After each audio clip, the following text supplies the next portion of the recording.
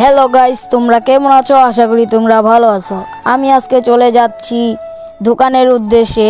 আজকে বাড়ি থেকে বের হয়ে আপনাদেরকে দেখাবো যে কোনটা কার ঘর।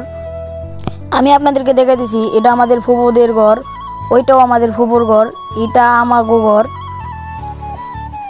এটাও আমাদের ঘর, ইমরা সাইডে আরেকটা আছে, এটাও আমাদের ঘর। এটা আমরা নতুন তুলছি এই যে ঘরটা।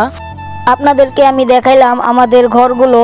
এখন আমি চলে যাচ্ছি দোকানে। ভাই, আমি সোশ্যাল মিডিয়ায় নতুন, তোমরা সবাই আমার পেজটা ফলো করে দিও এবং ইউটিউব চ্যানেলটা সবাই সাবস্ক্রাইব করে দিও।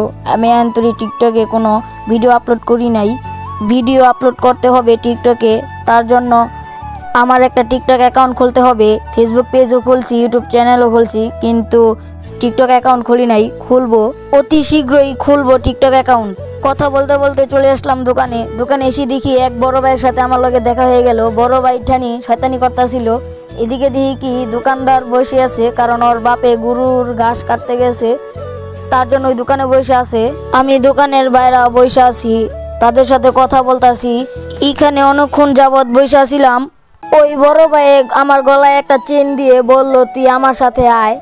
সে আমাকে নিয়ে আসলো তাদের বাসায়। তাদের বাসায় এসে দেখি তাদের মিস্ত্রি ঘর তুলতেছে। তারা একটা ঘর তুলবো, তার জন্য তাদেরকে ঘর তুলে দিচ্ছে আমাদের দিনা কাকায়। দিনা কাকাই বলল, তুই কি ভিডিও করতেছস নি? ওই বড় ভাইয়ের নাম হলো কাউসার ভাই। সে তাদের বাসায় নিয়ে এসে আমাকে গেম খেলার জন্য। তাদের বাসায় আইসে দেখি পেয়ারা গাছ। গেম টেম খেলা শেষ, এখন চলে যাচ্ছি আমাদের বাসায়। তো পিছে পিছে আমার কাউসার ভাই আইতাছিল, সে এখন যাবে, সে এখন কামে যাবে। আমি পদ্মা সেতু পাড়ি দিয়ে আমি চলে আসলাম আমাদের বাসায়।